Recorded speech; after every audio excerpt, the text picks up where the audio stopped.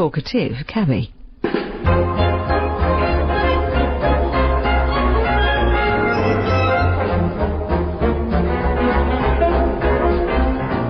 John Moffat as Hercule Poirot and Simon Williams as Captain Hastings in Agatha Christie's Lord Edgware Dies.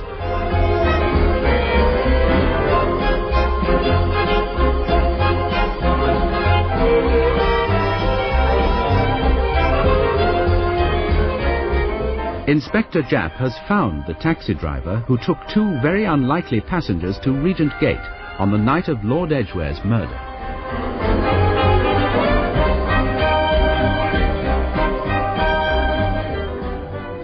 This is the man, Poirot. Name of Hobson. He picked up a... What? Jobson. You said it was Hobson. Oh, sorry. Anyway, on the night of the 29th, he picked up these two people in Longacre. Floral Street it was. Look, why don't you tell them? A gent in a white waistcoat and a young lady in a white evening dress. Very pretty it was, with birds embroidered all over it. They come out of the opera, I suppose. What time was this? 10:30 it might have been. He tells me to go to Regent Gate and be quick about it, as if I wanted to take me time over it, particularly that time of night with all the theatres coming out. Just get on with it, can't you? Well, I get to Regent Gate. 7 minutes it took me. He stops me around, I suppose it would have been about number 8. They both got out, but he stayed where he was, while the lady began walking back along the houses on the other side.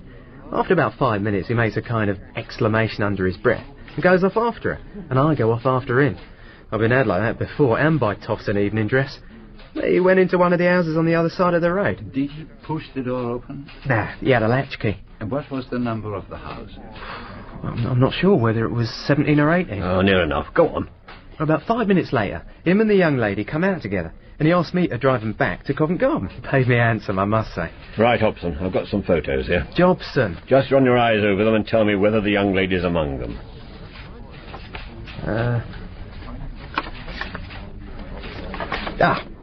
That's her. That one. Sure? Oh, quite sure. What about the man? Have a look at these. Well, I can't be sure. It might be this. Or maybe this one. Fair enough. That'll be all for the time being. Reward, is there? Try the outer office. So long, gents. Bang go the alibis for young Marsh and the Honourable Geraldine. What made you suspect them, Poirot? Marsh put so much emphasis on his alibi that I was sure something was wrong with it. And when you told me that Geraldine was at the opera as well, it occurred to me that they might have met during one of the intervals. And they could easily have got to Regent Gate and back in half an hour. You're a nice, suspicious sort of fellow, aren't you? His lordship is our man, all right. We've heard from Carlotta Adams' sister in New York. She wasn't willing to let us have the letter Miss Adams wrote her on the night of the murder, but she sent us the text by cable. Take a look at it. I've underlined the important bits. Please read it, Hastings. The other night I met Jane Wilkinson, and she was so sweet about my show and my takeoff of her. You know she is really Lady Edgware. I've heard a lot about her husband too lately, and he's no beauty, I can assure you. He treated his nephew, the Captain Marsh I've mentioned to you, in the most shameful way. Literally turned him out of the house and discontinued his allowance. He told me all about it, and I felt awfully sorry for him. He enjoyed my show very much. He said, I believe it would take in Lord Edgware himself. Look here, will you take something on for a bet? I laughed and said, how much? And the answer fairly took my breath away. $10,000. Just to help someone win a silly bet. I said that I'd play a joke on the King in Buckingham Palace for that. So we put our heads together and got down to details. We've got him. Yes, I suppose we have. A piece of luck for us that she wrote that letter. Yes, and something the murderer did not expect. The murderer thought he had taken all precautions, and in all innocence, Carlotta Adams outwitted him. The dead speak. Yes, sometimes the dead speak. Well, I must get on with things. You are going to arrest Captain Marsh, Lord Edgware? Why not? The case against him seems proved up to the hilt. May I be present? Certainly. I owe the idea to you. And could I have a copy of that cable? Anything you like. You seem very despondent about it all. What's the matter, Poirot? I don't know. There is something wrong. Somewhere or other there is a fact that escapes us. It all fits together as I imagined it, and yet there is something wrong. You want things to be difficult. That's your trouble.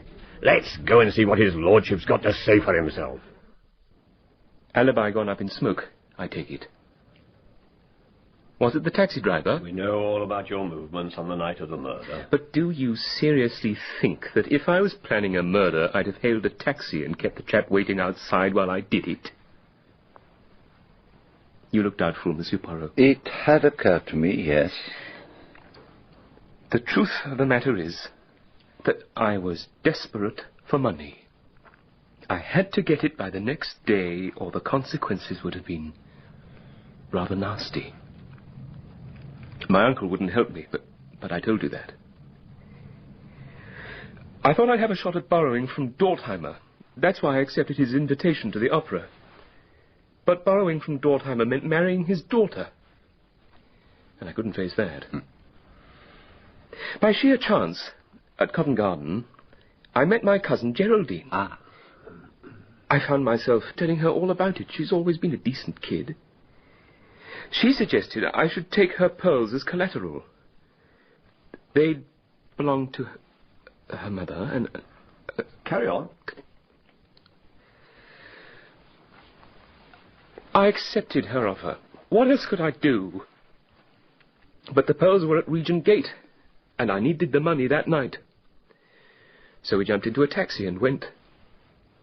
The idea was that she would go in quickly, grab the pearls, and come back to me. Her father would probably be in the library.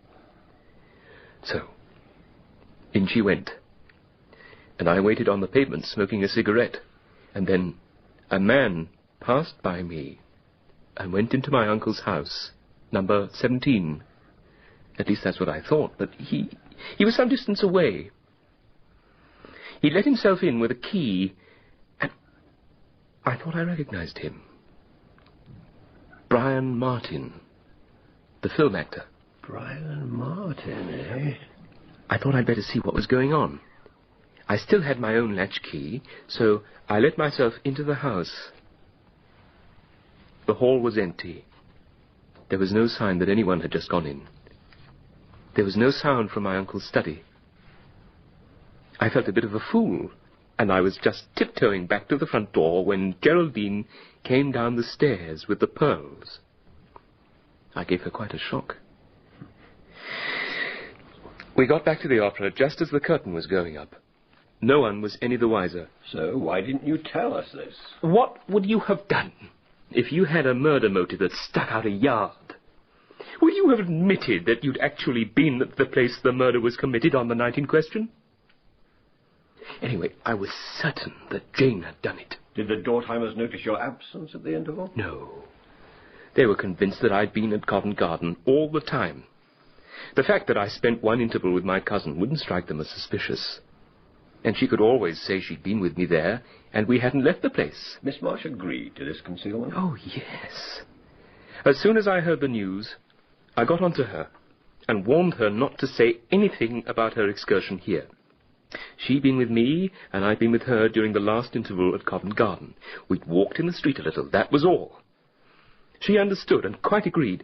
I know it looks bad, coming out with this afterwards. But the story's true enough.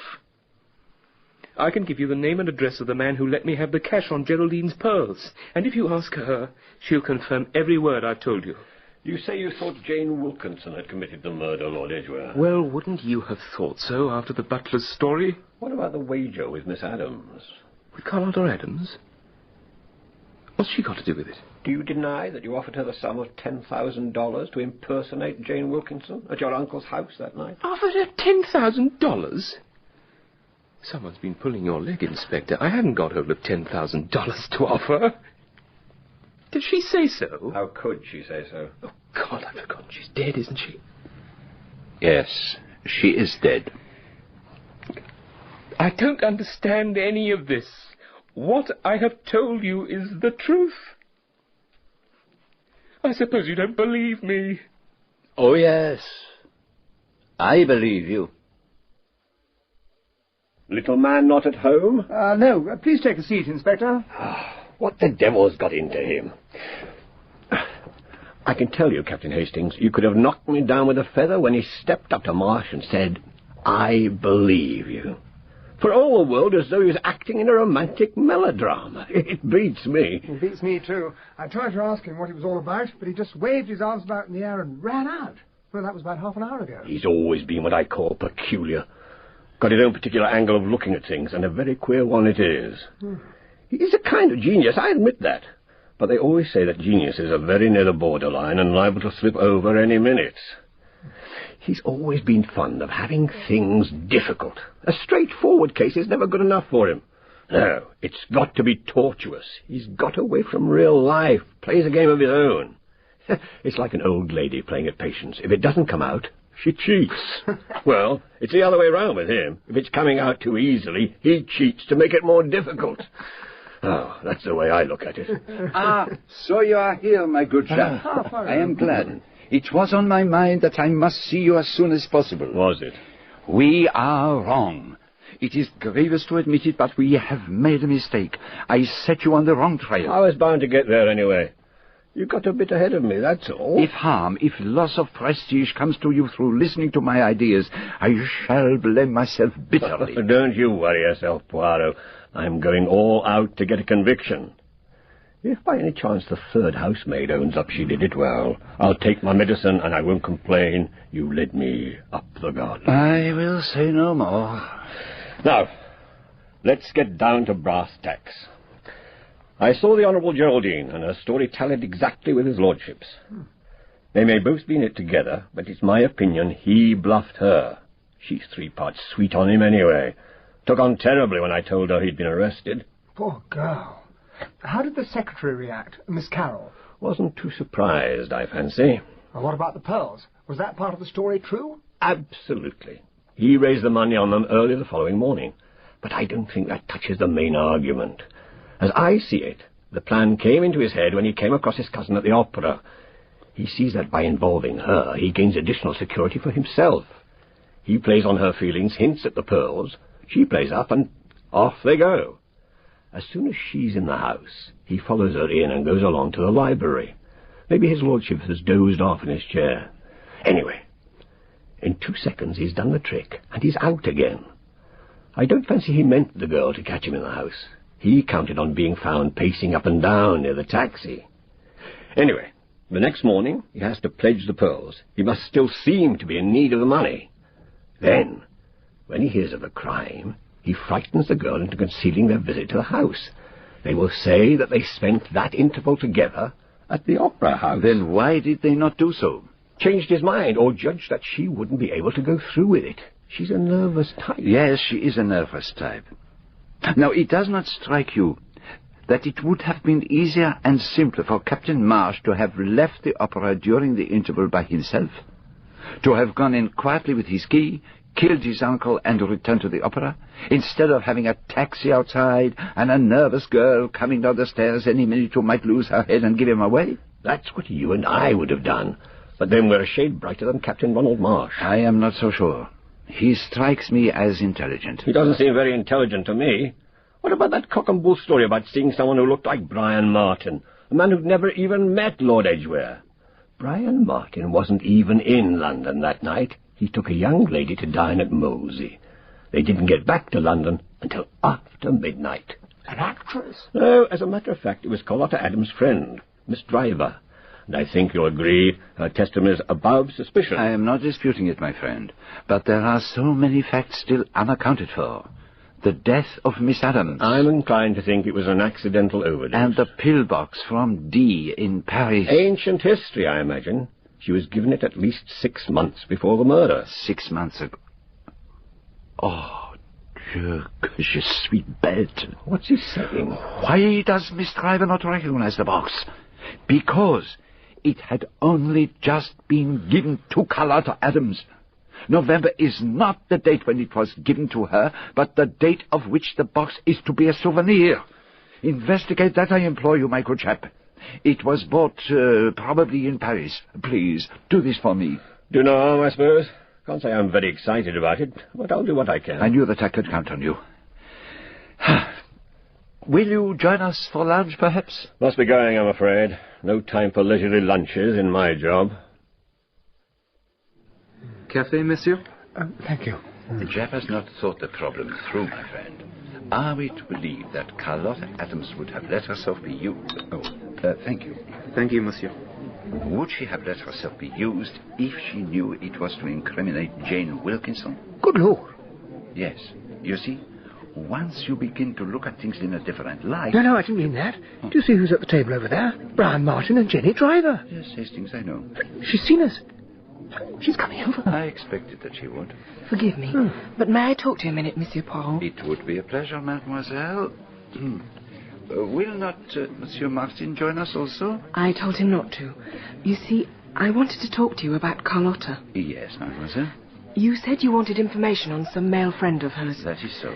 I think that the man she cared about was Ronald Marsh, the man who's just succeeded to the title. What makes you think that?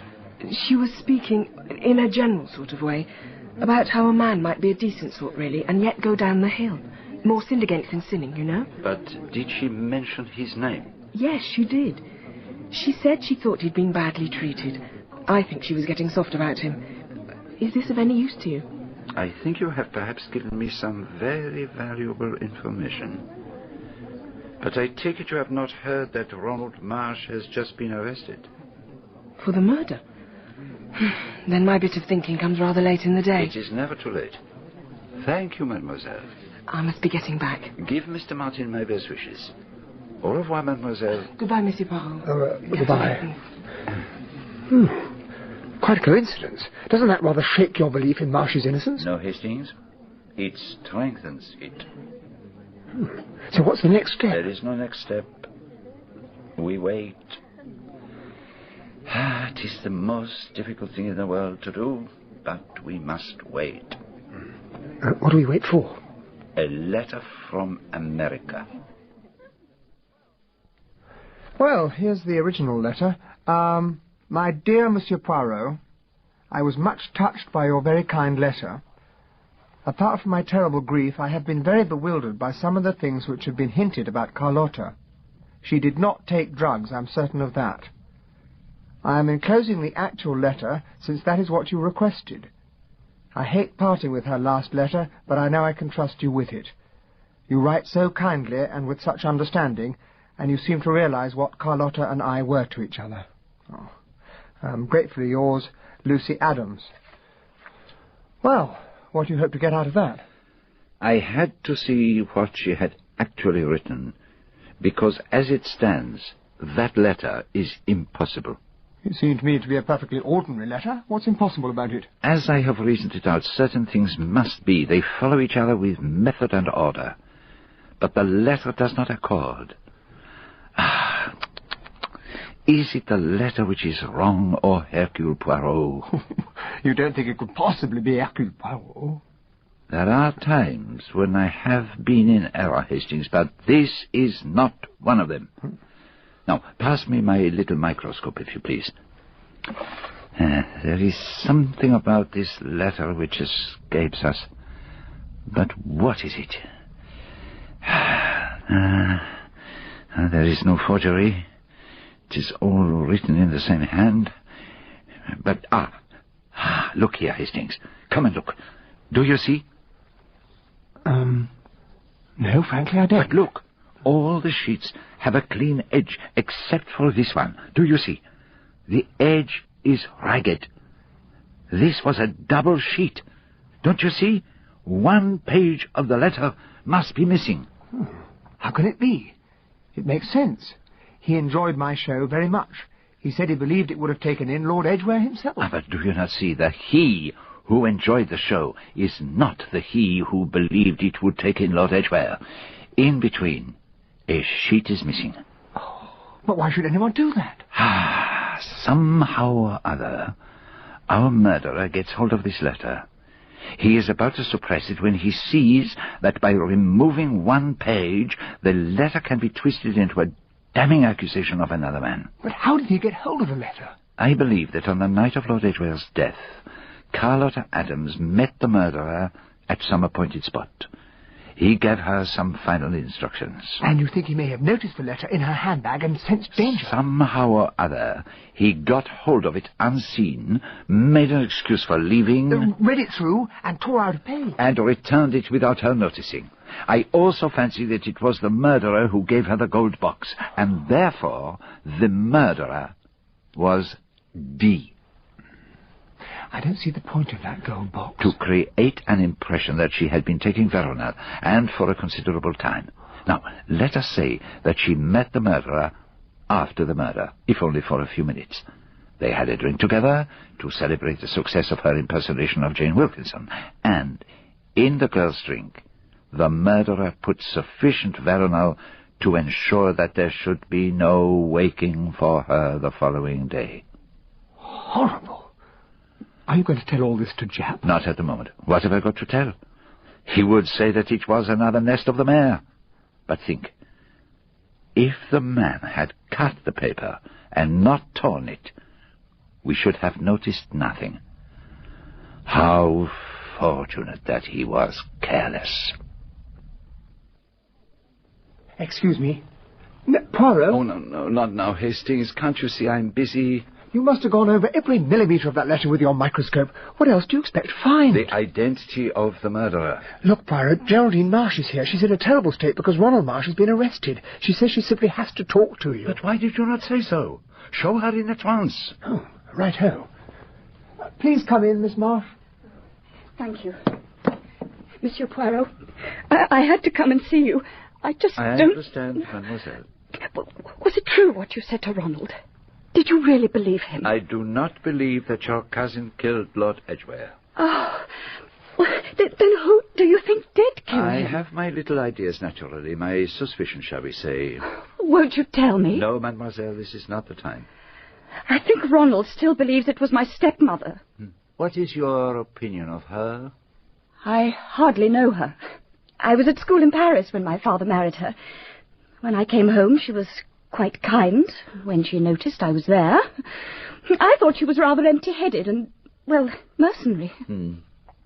Now tell me, mademoiselle, are you fond of your cousin? Of Ronald?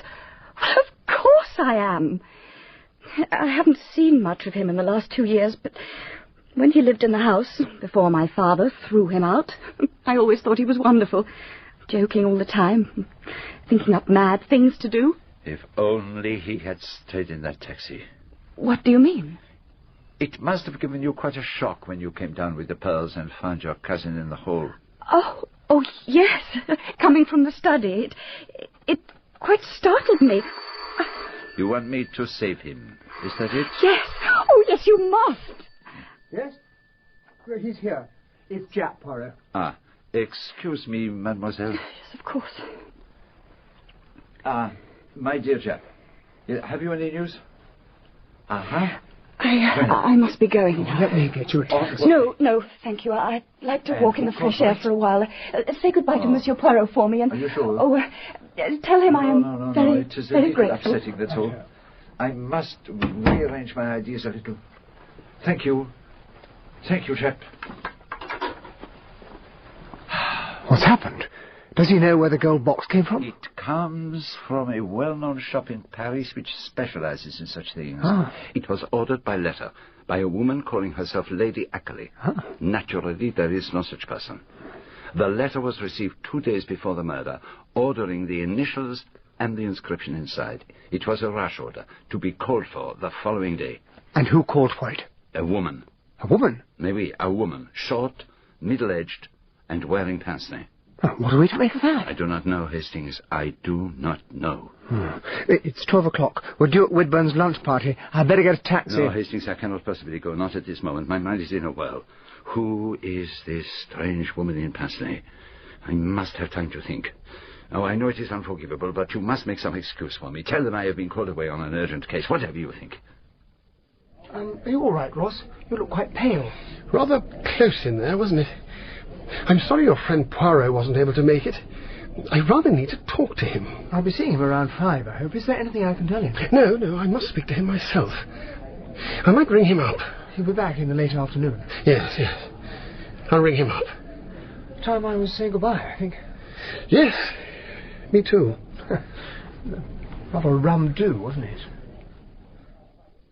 In what way was it a rum do? Well, mostly because of Jane Wilkinson. I know that intellectual small talk isn't exactly her forte, but she was being quite remarkably stupid. Well, what was she saying? Well, Whitburn was comparing Rubens' different versions of the Judgment of Paris, and Jane kept on going on about how superior Paris was to London and New York.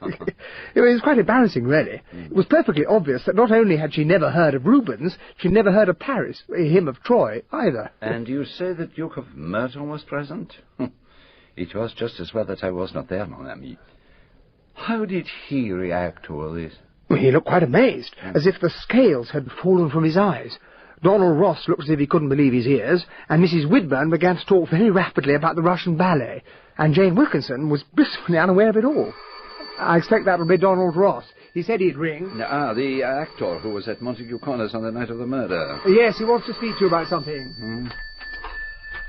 Hello, Captain Hastings? It's Donald Ross. Has Monsieur Poirot come back? Yes, he's here. Can I have a word? Right, hold on. Here he comes. Mr. Ross? Monsieur Poirot? Yes, it is I. Look, I'm sorry to bother you, but there's something which seems to me a bit odd. It's in connection with the death of Lord Edgware. Yes, go on. Well, it may seem nonsense to you. No. Whatever it is, tell me.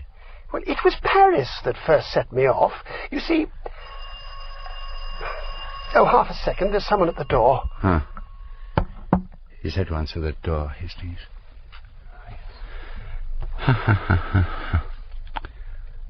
Hello. Hello. Mr. Ross? Are you there? Hello? Hello? Hello? Hello? Nothing, Hastings. Look up Ross's address in the telephone book. We must go there at once. I am very afraid. But what could it have been that was so important? How can I know? But to tell you that he wished to speak to me, there, at the Whitburn's party with so many people around. Why did you not bring him back with you? Make sure that no one overheard him. But he scarcely said anything. I hardly dreamed... What Ross had to say could lead directly to the identification of the murderer. A murderer who is twisting and turning like a rat fighting for his life. You mean that if he thinks Ross is a danger, he'll get rid of him? Oh, why can't this man go faster? Will we never arrive? The killer has already struck twice, Hastings. He will not hesitate to strike again.